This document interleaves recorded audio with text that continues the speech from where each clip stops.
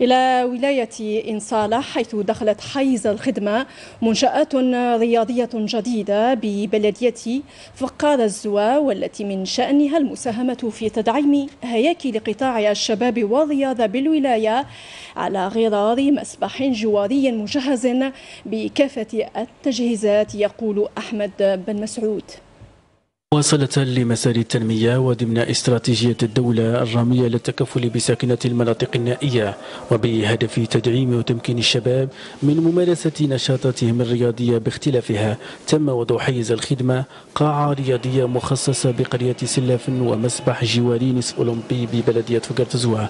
والشباب بدورهم عبروا عن سعادتهم الكبيرة بهذا المكسب الذي طال انتظاره.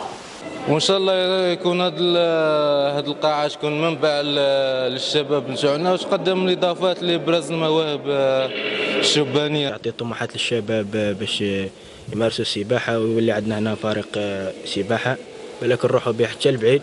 فرحنا بهذا المسبح اللي داروا لنا جديد، ان شاء الله نفوتوا صيفيه. هذا مكسب خدمتنا الدوله خدموا لنا هنايا ان شاء الله بلديه نتاعنا، ونتمنى من كل الشباب يحافظوا لنا عليه. يقدموا ان شاء الله من ترفيه، وان شاء الله ينشر هذه الرياضه السباحه ان شاء الله تنتشر في هذه البلده الطيبه.